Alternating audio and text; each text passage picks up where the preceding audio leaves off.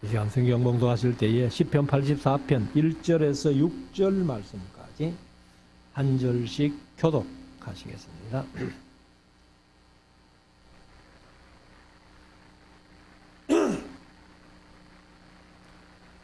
만군의 여호와여, 주의 장막이 어찌 그리 사랑스러운지요. 내 영혼이 여호와의 궁정을 사모하며 죄악하며 내 마음과 육체가 생존하시는 하나님께 부르짖나이다. 나의 왕, 나의 하나님, 만군의 여호와여, 주의 제단에서 참새도 제 집을 얻고 제비도 새끼 둘 보금자리를 얻었나이다. 주의 집에 거하는 자가 복이 있나이다. 저희가 항상 주를 찬송하리이다. 셀라. 주께 힘을 얻고 그 마음에 시온의 대로가 있는 자는 복이 있나이다. 저희는 눈물 골짜기로 통행할 때 그곳으로 많은 샘의 곳이 되게 하며 기름비도 은택을 입히나이다. 이제 우리 이 말씀을 묵상하는 시간인데요. 오늘 시편 84편 그리고 85편까지 그렇게 길지를 않습니다. 12절, 13절 이런 그런 내용인데 함께 이 말씀을 우리가 나누면서 은혜 나누기를 원합니다. 이제 73편부터 83편까지 11편이 아삽의 시다 이렇게 기록을 했는데, 아삽의 시가 이제 73편부터 83편까지 11편인데 앞에 뚝 떨어져 가지고 50편에 아삽의 시가 있다 이렇게 말씀을 드렸습니다. 그래서 이제 아삽의 시가 83편까지 끝나고, 사실 이제 42편부터 시작되는 고라자손의 시가 또 여기도 고라자손의 시로 이렇게 기록돼서 늘 말씀드려봤습니다만은 고라자손의 시라고 된 것만 11편이에요. 11편인데 42편이 고라자손의 시, 44편이 고라자손의 시 해서 43편이 아마 이 고라자손의 시라고 부제목이 없지만은 고라자손의 시로 본다면은 고라자손의 시도 12편이다 이렇게 말씀을 드렸습니다. 그럼 이제 뭐 제가 한 번도 그런 얘기를 한 적이 없는데, 고라라는 이름은 우리가 많이 들었는데 누군지를 별로 생각을 안 했습니다. 그냥 모세와 아론을 대적했던 사람이다 막 이렇게 이 정도로 이렇게 설명을 하는데, 민수기 16장에서 이제 그것을 잘 얘기해주고 있죠. 그런데 고라가 모세의 사촌이라는 거예요. 그래서 우리 한국 사람들은 이런 촌수 얘기를 하면은 잘 알아먹는데, 외국에 가서 촌수 얘기를 하니까 거기는 촌수가 없는지 뭐 그런 문화가 아닌지 도대체 촌수를 몰라요. 그래서 아마 우리 한국 사람들의 문화가 가족 관계도 잘 이렇게 이해할 수 있는 그런 문화라고 이제 생각이 되는데, 민수기 16장에 이제 고라가 르벤 지파 사람들 다단과 아비람과 온과 함께 합세해서 250명의 지도자를 모아가지고 모세와 아론을 대적했던 그런 기록이 있지 않습니까? 그래서 사실은 이제 이 다단과 아비람 이런 식구들을 가족들끼리 다 장막 앞에 섰다가 하나님께서 땅이 입을 벌려가지고 다 생매장되는 그런 엄청난 사건이 있었습니다만은, 그런데 반역자 고라의 아들들은 죽지 아니했다 하는 말씀이 이제 민수기 26장에 또 나오고 있습니다. 그래서 분명히 고라가 대표가 되고 이제 다단과 아비람과 온 이런 사람들은 그냥 고라를 도와서 반역했던 사람들인데, 그 다단과 아비람과 온 이런 사람들은 가족들이 다 함께 생매장 됐는데, 고라의 아들들은 죽지 아니해야 됐다. 이렇게 얘기를 했는데 왜 죽지 아니했느냐 하는 이유는 설명하고 있지 않습니다. 그런데 신명기 24장 16절에 보면은 이런 말씀이 나와요. 율법 중에 아비의 죄로 인하여 아들을 죽이지 말 것이요 아들의 죄로 인하여 아비를 죽이지 말 것이니라. 이렇게 했습니다. 우리 한국의 역사를 보면은 왕조 역사가 왕을 만약에 배반하거나 혹은 이 왕위를 이제 찬탈하려고 이렇게 역모를 꾸미면은 뭐 구족을 멸하니 삼족을 멸하니 하는 그런 얘기를 많이 우리가 사극을 통해서도 보아옵니다만은 근데 그것은 만약에 어떤 시를 남겨놨다가 또 복수를 하면은 어떡하나 하는 그런 겁이 나서 아마 그렇게 한 것 같은데 근데 하나님께서는 이 반역자들이라 할지라도 아비로 인해서 아들을 죽이지 말라는 거예요. 그런데 아비가 반역자로서 이제 죽고 고라의 아들들 자손들 같은 경우는 아무튼 고라이를 아마 그 모델로 삼아서 절대로 하나님 앞에 배반하거나 반역하는 그런 일들이 없다는 거예요. 그러니까 이제 고라 자손들이 그 시를 12편이나 10편의 성경에 올릴 정도로 경건하게 잘 살았던 것을 우리가 봅니다. 그래서 다윗 같은 경우는 그 무비보셋을 이렇게 발굴해 가지고 왕의 상에 같이 먹는 그런 은혜를 베푼 사실도 우리가 이제 찾아볼 수가 있는데 아무튼 이 고라 자손들이 남아서 원망하거나 불평하거나 반역하거나 뭐 어떤 적개심을 품는 것이 아니라 오히려 하나님을 찬양하는데 일평생에 자기들이 반역자의 후손인데 죽지 않고 살아남아서 하나님을 찬양하는 찬양대로 이렇게 대대손손 하나님을 찬양하는 그런 가문이 됐다 하는 것을 이제 우리가 역대기에서 찾아봅니다만은 참 이게 이제 하나님의 은혜라는 거예요. 그래서 반역자의 가문인데도 불구하고 하나님의 자비의 법에 의해서 살아남아서 오히려 하나님을 찬양하는 그런 가문이 되었다 하는 것인데 그래서 이제 42편, 44편, 45편, 46편, 47편, 48편, 49편까지 그렇게 고라의 자손의 시라고 나오는데 아까 말씀드린 대로 42편, 44편, 43편이 빠졌는데 43편도 넣으면은 이제 12편이다 그런데 거기에서 이제 42편, 44편, 5편, 6편, 7편, 8편, 9편까지 이제 8편이 나오고 그 다음에 이제 84편, 85편, 87편, 88편이 고라 자손의 시라고 나오는데 86편은 또 아니에요. 86편은 우리가 뒤에 봅니다만은 이제 다윗의 기도라고 이렇게 나오고 있습니다.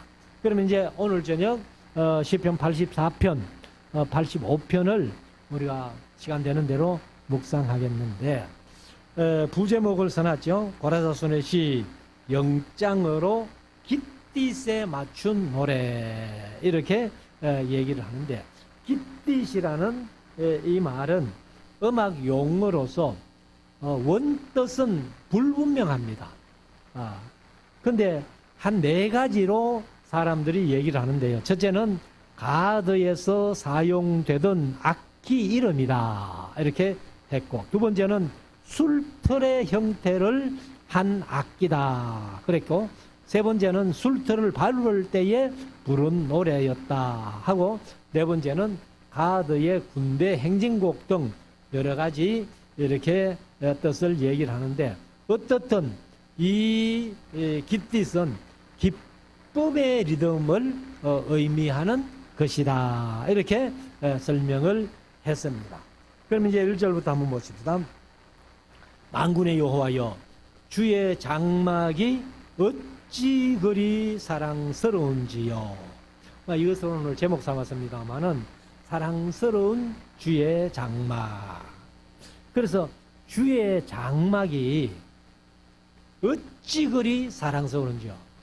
어찌 그리 하면은 대단히 사랑스럽다 그 말이죠. 2절 내 영혼이 여호와의 궁정을 사모하여 쇠약함이요. 그럼 이제 이 궁정이라고 그렇게 얘기를 했는데, 아마 성전 이제 그 당시는 성막이라고도 다윗 시대는 할 수 있는데, 성막에 이 울타리가 있잖아요.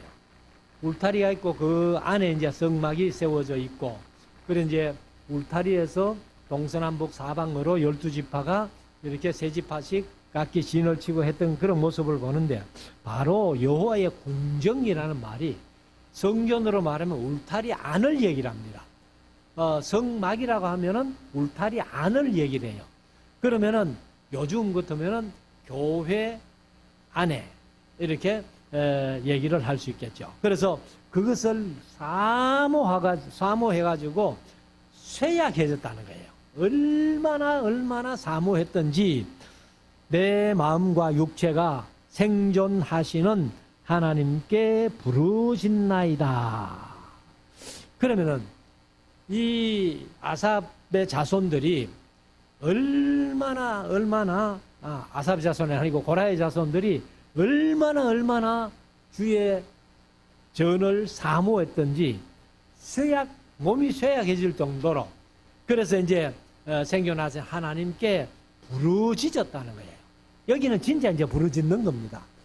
우리가 예레미야 33장 3절에 너는 내게 부르짖으라 할 때 그거 부르짖는 거 아니고 너는 나를 부르라 이런 뜻이 카라라는 말인데, 여기는 이제 라난이라는 말을 썼는데 히브리어로 외치다, 큰 소리로 부르다, 기뻐 소리치다 이런 뜻을 가지고 있습니다. 그러니까 이제 고라의 자손들이, 고라가 반역하다가 죽었잖아요. 죽고 그 후손들은 살아가지고 이제 하나님 앞에서 찬양대로 찬양하면서 헌신을 하는 것이 얼마나 기쁘고 좋았던지 하나님께 큰 소리로 부르짖으면서 찬양을 했다는 겁니다. 3절 나의 왕 나의 하나님 만군의 여호와여, 주의 제단에서 참새도 제 집을 얻고 제비도 새끼 둘 보금자리를 얻었나이다. 이제 주의 제단에서 이렇게 했는데, 주의 제단이 사실은요, 그거 짐승을 잡아가지고 잡아서 이제 몸을 그 살을 태워 드리는 곳 아니에요. 거기에 참새가 집을 지었을까? 또 제비도 새끼들 보금자리를 얻었을까? 이거는 좀 그래요. 근데 우리나라도 요즘은 제비가 많이 없어졌습니다만, 저희들 어릴 때만 해도 제비가 이제 봄만 되면은 강남 같은 제비가 이제 돌아온다 해가지고 그 처마에 이제 집을 짓는데, 사람들이 전혀 제비가 오면 좋아하죠. 근데 제비도 그 집을 지은 바로 밑에 보면은 똥을 싸가지고 허옇게 이제 이렇게 되고 해도 사람들이 제비를 쫓아내는 경우는 없어요. 흥부 얘기가 있어서 그런지 모르지만은 우리나라도 제비를 쫓아내든지 제비 집을 부수든지 그런 사람은 제가 아직 못 봤습니다. 근데 아무튼 하나님의 그 제단이 있는 하나님의 궁정, 하나님의 집이 참새도 제 집을 얻고 제비도 새끼들 보금자리를 얻었다라고 하는 거 보면은 아마 그때도 그런 게 있었던가 봅니다. 4절 주의 집에 거하는 자가 복이 있나이다. 저희가 항상 주를 찬송하리이다. 그래서 우리가 이제 역대기를 쭉 묵상해 왔습니다만은 특별히 이제 레위 자손들 중에서 게르손, 무라리, 고핫 자손인데 고핫 자손 중에서 이제 고라 자손이거든요. 고라 자손 중에서 이제 노래하는 자들도 있고 성전 문지기들도 있고 회막에 봉사하는 자들도 있는데 자기들이 직분을 박탈당해 되고 왜 박탈을 당했어요? 예루살렘 성전이 바벨론에게 망했으니까. 그래서 바벨론이 성전을 그냥 불태워버리고 전부 바벨론을 잡아가고 성전의 기구들은 전부 바벨론으로 옮겨갔던 그런 역사를 우리가 보고 있잖아요. 근데 이 성전이 없어지고 그리고 이제 찬양하던 문지기 하던 회막에 봉사하던 그런 직분들이 다 박탈당하고 바벨론에 끌려갔다가 바벨론에서 이제 다시 한번 돌아오잖아요.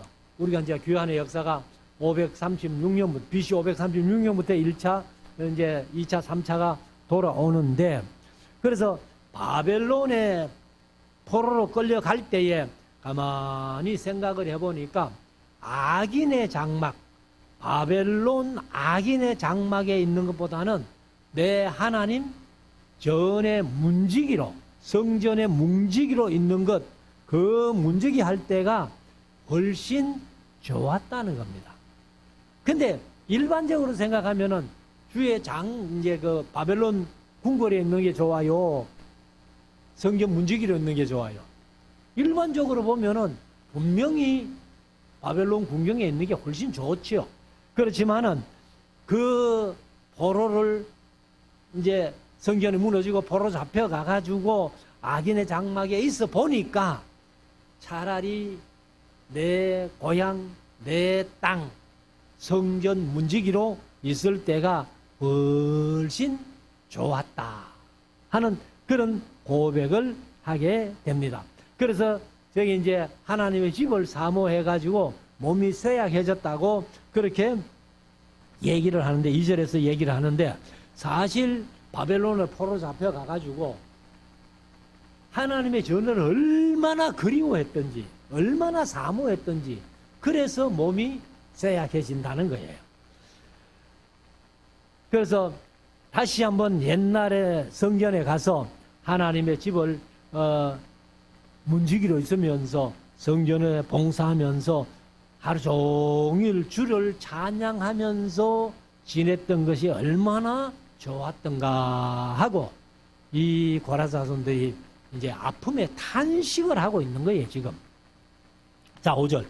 주께 힘을 얻고 그 마음에 시온의 대로가 있는 자는 복이 있나이다.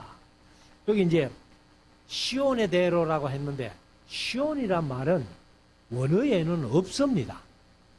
그냥 마음에 대로가 있는 자가 복이 있다. 이렇게 설명을 했는데 아무튼 이제 이거는 완전히 의역이죠. 시온이라는 말이 없는데 시온이라는 말을 붙여서 시온의 대로가 있는 자가 복이 있나이다. 이렇게 했는데 이게 이제 무슨 말씀인가 하면은 우리 마음 속에 길이 뭐예요? 길이 한문으로 도자 아니에요. 길도자를 써가지고.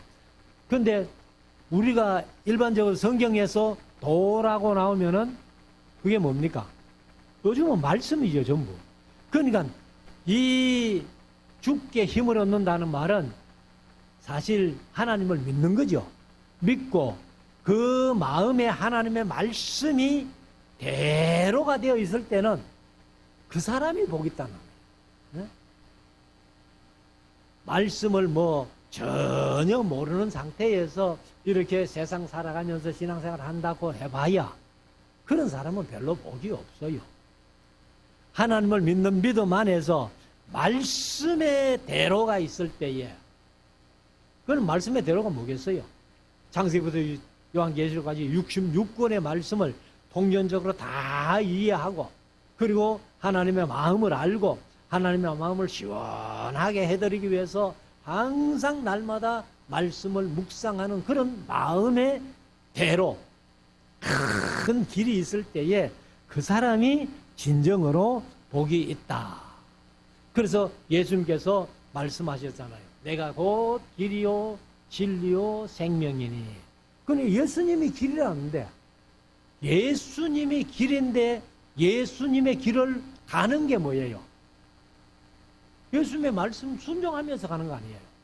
알고 순종하면서 가는, 그게 예수님께 가는 길이지.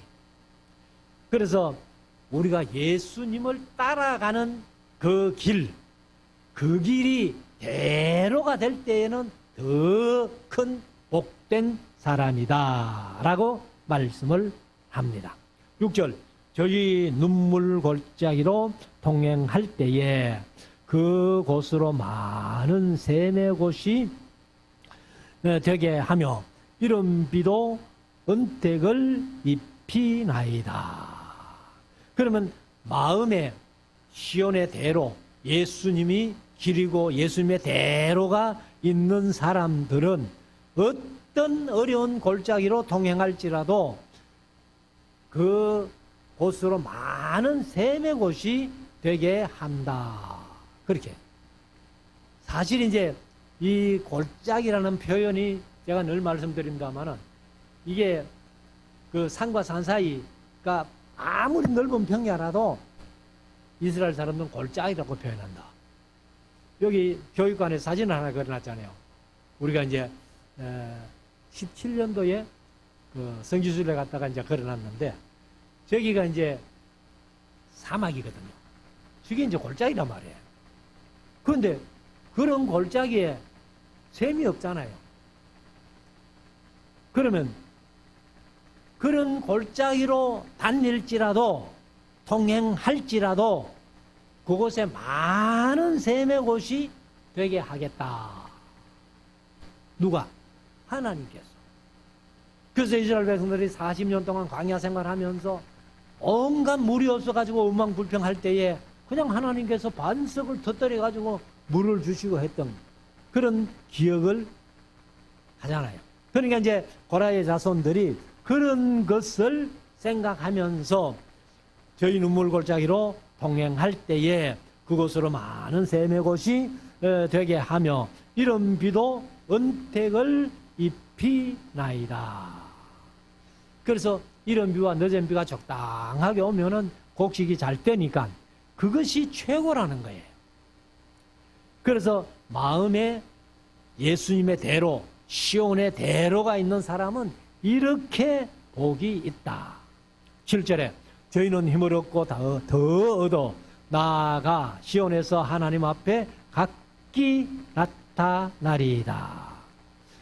그러니까 고라의 자손들이 지금도 바벨론으로 포로로 잡혀가서 거기 바벨론에 있지만은 마음의 길은 어디로 향해 있어요?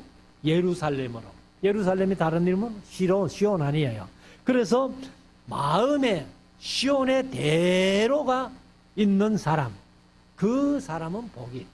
몸은 비록 바벨론에 포로 잡혀와 있지만은 마음의 시온의 대로, 언젠가는 우리가 예루살렘으로 가서 성전을 회복하고 나라를 회복할 거야 하는 그런 마음의 대로가 있는 사람은 복이 있다. 이렇게 말씀하시는데, 자기들은 이제 자기들의 길이 딴 데 있지 않고 지금 바벨론이 상당히 예루살렘에 있을 때보다는 문명이나 문화나 온갖 좋은 것들이 많이 그렇게 있지만은 악인의 장막에 있는 것보다는 하나님 성전에 문지기로 있는 게 더 낫다, 더 좋았다.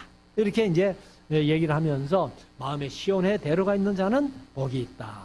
8절, 만군의 하나님 여호와여 내 기도를 들으소서. 야곱의 하나님이여 귀를 기울이소서. 셀라. 그러니까 우리가 마음의 시온의 대로를 가지고 바벨론에 살고 있지만은 우리가 하나님 앞에 하는 기도를 들으시고 내 기도에 귀를 기울여 달라고 이렇게 이제 소원하는 거죠. 9절, 우리 방패이신 하나님이여 주의 기름 부으신 자의 얼굴을 살펴보옵소서.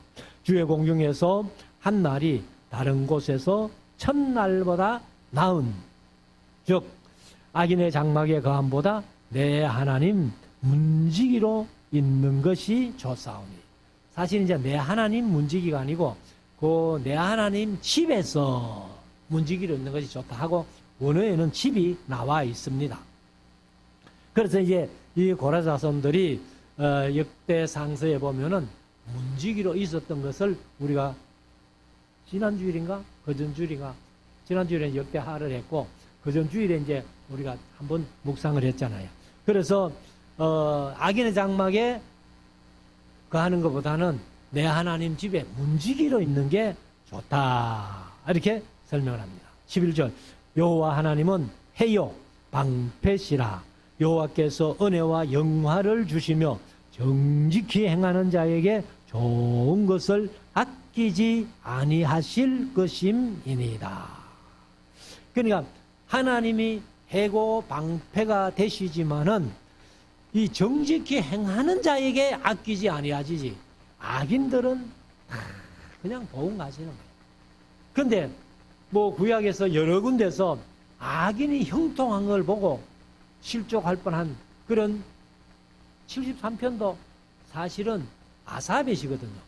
그래서 아삽 같은 사람이 그런 것을 느꼈다는 거예요.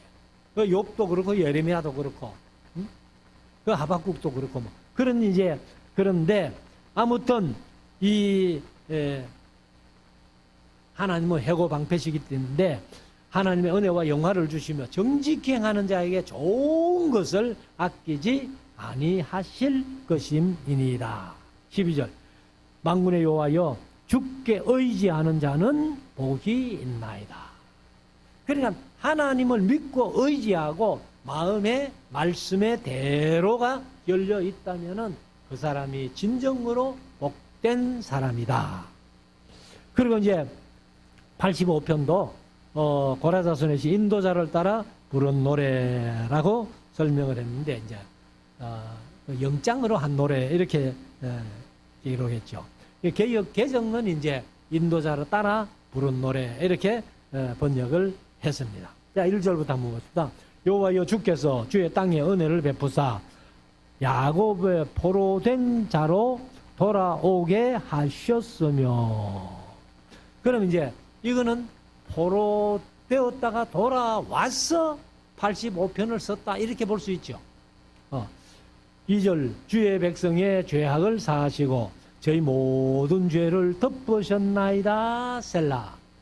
그러니까 포로 잡혀가기 전에 온갖 우상 숭배를 하면서 하나님을 배반하고 하나님을 떠나고 했던 그 죄악이 바벨론에 가서 70년 재교육받고 귀환해서 이제 하나님이 우리의 모든 죄를 덮어주시고 사해주셨기 때문에 우리가 다시 회복해서 포로에서 돌아왔나이다 하고 이렇게 이제 고백을 하는 거죠. 3절 주의 모든 분노를 거두시며 주의 진노를 돌이키셨나이다.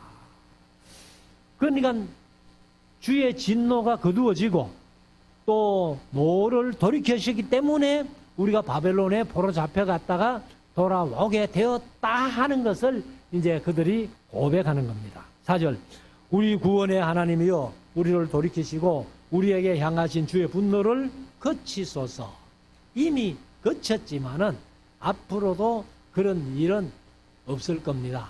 하나님 부디 주의 분노를 그치시고 앞으로 우리가 이제 잘하겠습니다. 그런 고백이죠. 5절 주께서 우리에게 영원히 노하시며 대대에 발분하시겠나이까. 발분이라는 말은 진노하시겠나이까. 개역개정은 그렇게 번역을 했습니다.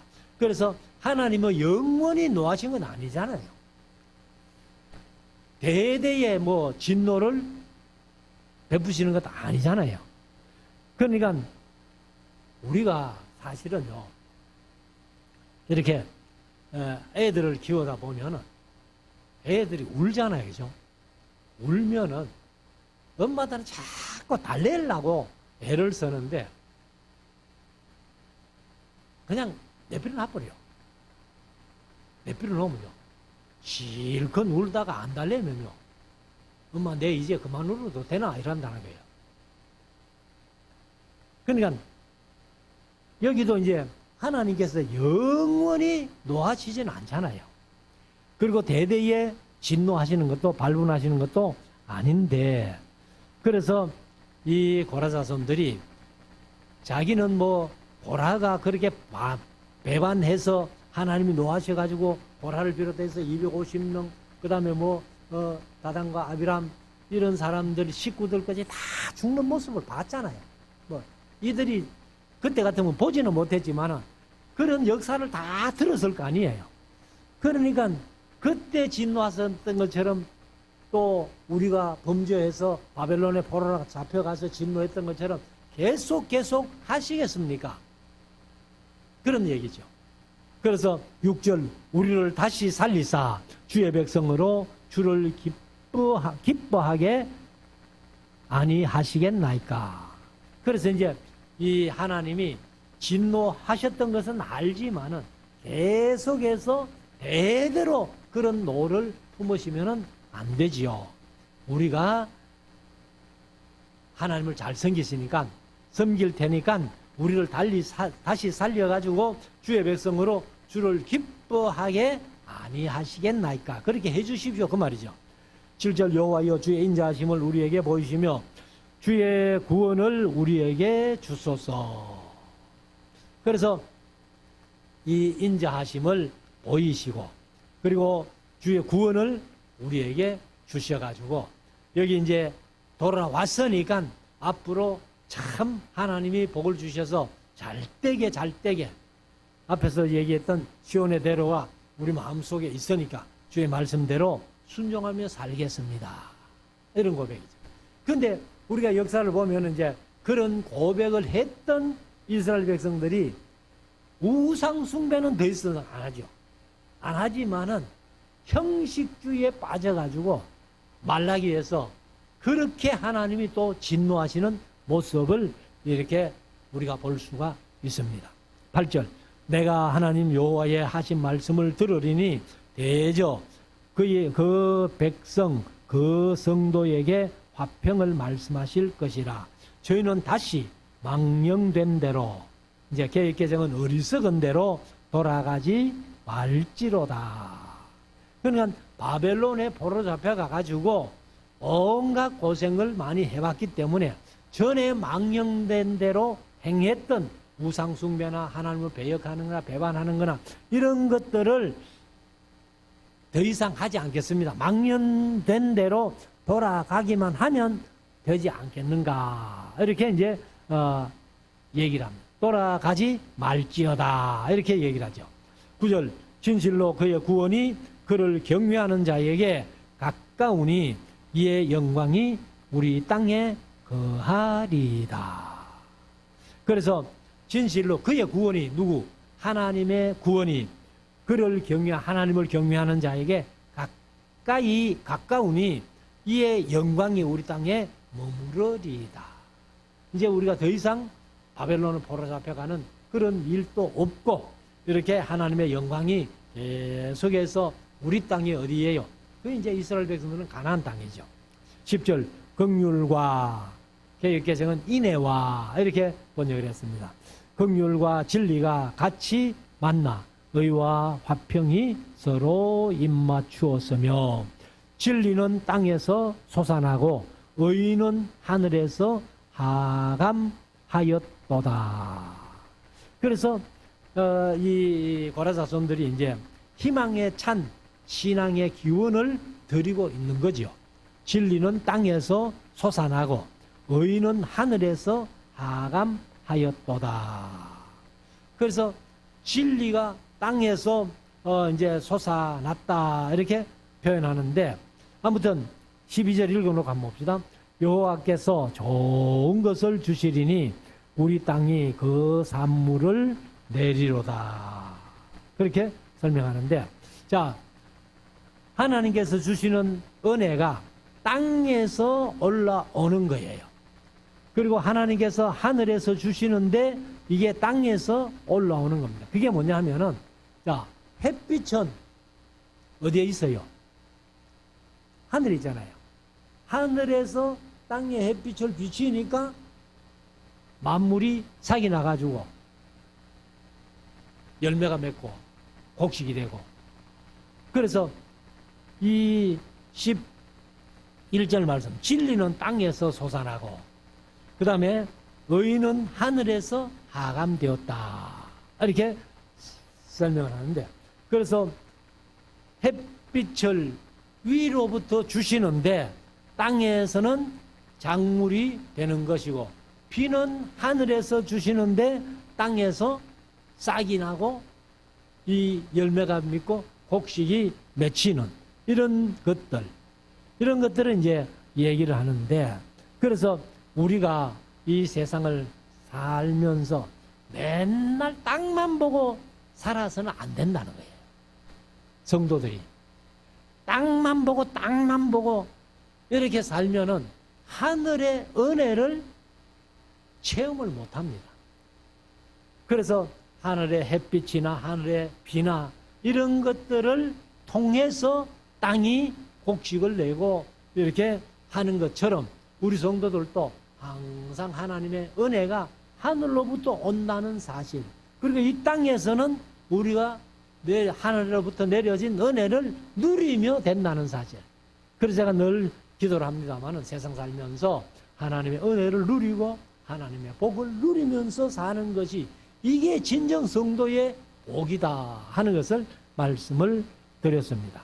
그래서 13절 마지막 절, 의가 주의 앞에 앞서 행하며 주의 종적으로 길을 삼으리로다.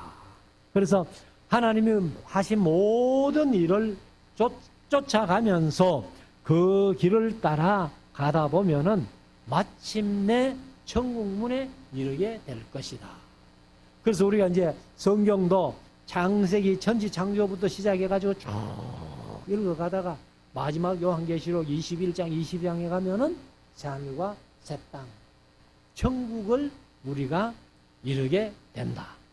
그래서 우리가 세상을 살아가는 삶 속에서 항상 이것을 마음속에 새겨서 하늘로부터 내리는 은혜가 땅에서 산물을 내듯이 하나님의 은혜를 위로부터 받아서 이 세상을 우리가 승리하며 살아가고 하나님의 마음을 시원하게 들을 수 있는, 마음의 시온에 대로가 열려있는 우리 모두가 될 수 있기를 주의 이름으로 축원합니다. 기도드리겠습니다.